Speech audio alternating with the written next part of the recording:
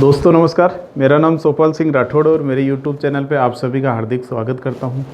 दोस्तों आज का विषय है रियल इस्टेट बेसिक टर्म्स, यानी कि रियल इस्टेट में कई वर्ड्स जो काम में आते हैं तो उनका क्या उच्चारण है और क्या क्या ध्यान रखना चाहिए, क्या क्या काम में आते हैं। तो सबसे पहले यदि वर्ड्स की बात करें तो वो आता है बुकिंग अमाउंट, यानी कि अपन कोई भी प्रॉपर्टी फाइनलाइज करते हैं तो उसका राजस्थान के अंदर अपन साई बोलते हैं, साई पेटे डिपॉजिट या बुकिंग अमाउंट।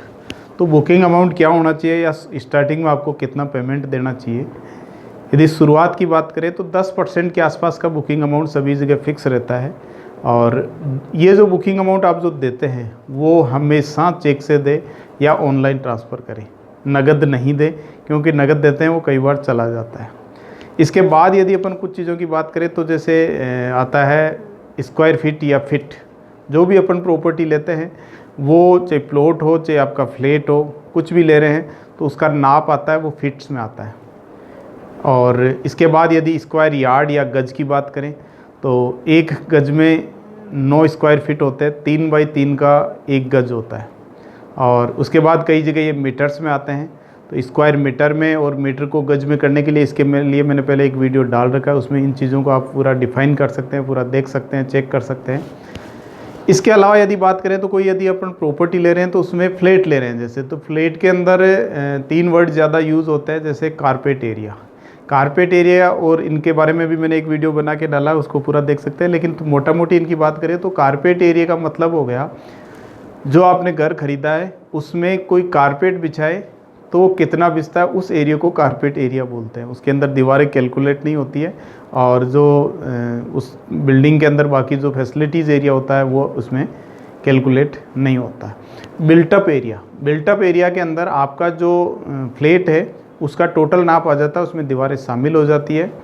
और थर्ड आता है super built up area. Super built up area के अंदर जैसे उसके अंदर मान लीजिए लिफ्ट है, इसके अलावा कुछ एरिया पार्किंग वगैरह है, कुछ हॉल वगैरह ओपन है, मतलब जो कॉमन एरिया की है, जिम वगैरह है या जो फैसिलिटीज़ उसके अंदर है उन सब को मिला के और शामिल करते हैं। तो सुपर बिल्टअप एरिया मान के चलिए आपका लगभग 15 से लेके 25% के आसपास बढ़ जाता है। मान लीजिए आपका 1000 स्क्वायर फीट का फ्लैट है तो आपका 1250 स्क्वायर फीट तक आपका फ्लैट हो सकता है।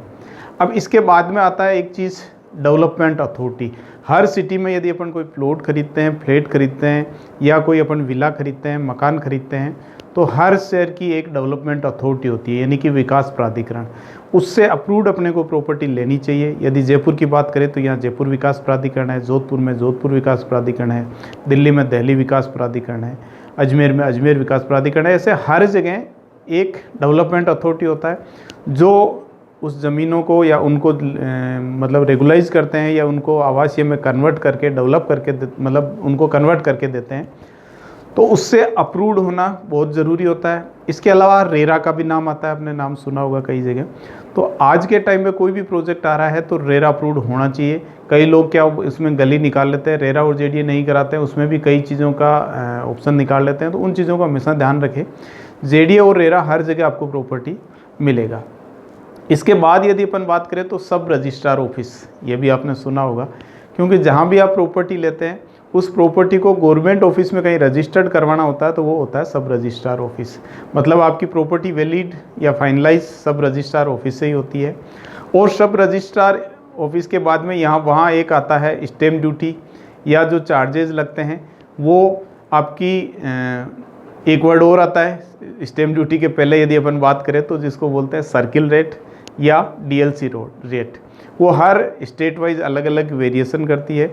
डीएलसी रेट या सर्किल रेट बाज़ार रेट से काफ़ी डिफरेंस होती है, काफ़ी कम होती है और उसी के हिसाब से आपका स्टैम्प ड्यूटी लगता है। जो सब रजिस्ट्रार में अपन सेल डीड बनाते हैं, ये भी एक वर्ड काम में आता है सेल डीड। तो सेल डीड बनाते हैं तो अपन जो स्टैम्प ड्यूटी देते हैं उसके हिसाब से जो प्रॉपर्टी की वैल्यू अपन तय करते हैं उसका चार्ज अलग अलग स्टेट में अलग अलग है। कहीं 3% है, कहीं 5% है और कई जगह 8%, 9% तक भी है।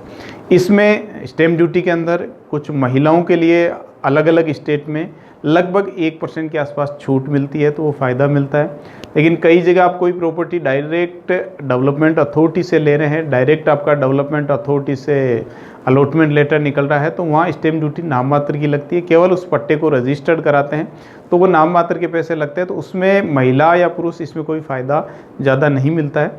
यदि रजिस्ट्री का ऑप्शन हो तो वहाँ महिलाओं के नाम रजिस्ट्री कराने में अपने को काफ़ी फ़ायदा मिलता है। इसके अलावा यदि अपन बात करें, एक वर्ड काम में आता है म्यूटेशन या नामांतरण या नाम हस्तांतरण। मान लीजिए आप किसी भी किसी से भी आप प्रॉपर्टी खरीद रहे हैं तो उसके नाम या तो अलॉटमेंट लेटर है, या खेती की ज़मीन है तो उसके नाम रजिस्ट्री है, तो उसको अपने नाम कराने के लिए, सरकारी रिकॉर्ड में अपने नाम कराने के लिए रजिस्ट्री कराने के बाद में म्यूटेशन होता है या नाम हस्तांतरण होता है हर जगह। मान लीजिए किसी विकास प्राधिकरण से आपने किसी का पट्टा है, उससे आपने रजिस्ट्री कराई, रजिस्ट्री कराने के बाद आपका काम ख़त्म नहीं होता है।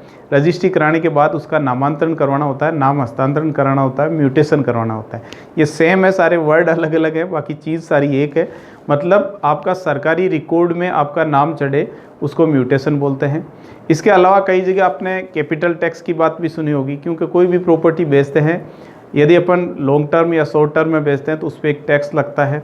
वो कितने साल आपने प्रॉपर्टी रखी उसके हिसाब से, उसकी वैल्यू के हिसाब से टैक्स बनता है। कितने में खरीदी और कितने में बेची, जो डिफरेंस अमाउंट होता है उसमें कुछ वैल्यू तो बढ़ती है गवर्नमेंट की टेबल के हिसाब से, लेकिन उस पर आपको कैपिटल टैक्स देना पड़ता है।